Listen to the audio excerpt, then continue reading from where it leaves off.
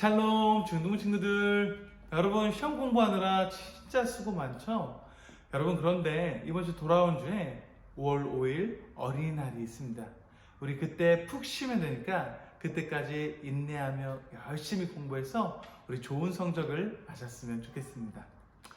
여러분, 우리는 지난주 하나님이 우리 인생의 유일한 위로자이심을 알고 그 가운데 더 행복하고 복받은 인생으로 살다가 죽기 위해선 알아야 할 내용이 있다고 배웠는데요. 크게 세 가지로 정리해 보았습니다. 첫째는 나의 죄와 비참함이 얼마나 큰가. 둘째는 나의 모든 죄와 비참함으로부터 어떻게 구원을 받는가. 그리고 끝으로 셋째는 그러한 구원을 주신 하나님께 어떻게 감사를 드리며 살아야 하는가에 대해서 배워보았습니다. 이제 오늘부터는 그 첫 번째, 본격적으로 나의 죄와 비참함이 얼마나 큰가에 대해서 배울 텐데요. 여러분, 먼저 죄란 무엇일까요? 죄는 사전적 정의로 양심이나 도리에 벗어난 행동, 잘못이나 허물로 인한 벌받을 만한 일, 목표에 어긋나는 것을 말합니다. 여러분, 우리가 예를 들어서 부모님이 핸드폰을 하라고 자유시간 2시간을 주셨는데 만약에 2시간을 넘어서 3시간, 4시간, 5시간이 되면 우리가 부모님께 어떻게 될까요? 부모님께 엄청 혼나게 됩니다. 그럼 혼나는 것으로 끝날까요? 아니죠. 혼나는과 동시에 핸드폰을 뺏기게 되는 일이 벌어집니다. 이처럼 죄를 지면 죄를 지고 있을 때 그것보다 더 비참함에 빠지며 삶을 살게 됩니다. 여러분, 아담과 하와도 이 죄로 인해서 에덴 동산에서 쫓겨났습니다. 이스라엘 백성들은 어떤가요? 죄를 지어 약속의 땅 가나안에서 추방되고 바벨론에 포로로 끌려가는 아주 비참한 삶을 살게 됩니다. 여러분, 그래서 우리가 과연 죄를 짓고 살고 있는가를 아는 것이 너무나 중요한데요.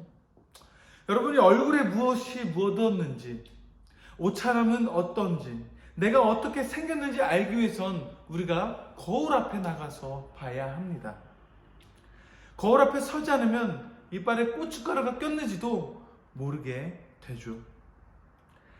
우리의 죄와 비참함을 알게 해주는 거울도 있는데요. 그것은 바로 말씀의 거울입니다. 여러분, 예수님을 믿는 사람들은 믿지 않는 사람보다 그래서 더 비참함을 느끼게 됩니다. 왜냐하면 죄에 대해서 더 민감하게 반응할 수밖에 없기 때문입니다. 그래서 아주 사소한 어떤 우리 동생들의 먹을 것을 뺏어 먹는데도 그러한 행동도 이것이 옳지 못하는구나 라고 생각이 들게 됩니다. 여러분, 인간은 그냥 세상의 법으로는 잘 사는 것처럼 보이지만 하나님의 말씀의 거울 앞에 나아가면 비로소 우리가 얼마나 큰 죄인인지를 볼 수 있게 됩니다.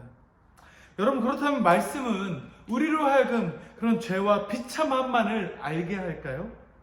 그 죄와 비참함에 빠져서만 되게 우울하게 고통스럽게만 살게 만들까요? 아닙니다. 말씀은 우리의 비참한 처지를 보여줌과 동시에 우리를 이런 모든 죄와 비참함에서 건지실 예수 그리스도께로 우리를 이끌어 줍니다. 정리하자면, 여러분, 우리는 이 말씀 앞에, 하나님의 말씀 앞에 설 때만 비로소 우리 죄의 비참한 처지를 깨닫게 된다는 것입니다. 그래서 우리는 이 말씀 앞에 서게, 우리가 거울 앞에 서는 것보다 하나님의 말씀 앞에 서기를 더욱 즐겨해야 합니다. 왜냐하면 그래야 우리의 죄와 비참함을 제대로 볼 수 있기 때문이죠. 그리고 또한 그 말은 우리가 그리스도께로 향하게 된다는 말입니다. 거울 앞에서 죄의 비참함을 보게 되고 그리스도께로 우리가 나아가게 된다는 것입니다. 우리 다음 주는 이 말씀이 그렇다면 무엇을 가르치는가에 대해서 함께 배워볼 텐데요. 우리 그 시간까지 한 주간 더 하나님의 은혜 가운데 살며 하나님의 말씀의 거울 앞에 나아가는 저와 우리 친구들이 됐으면 좋겠습니다. 우리 다음 시간까지 갓타임!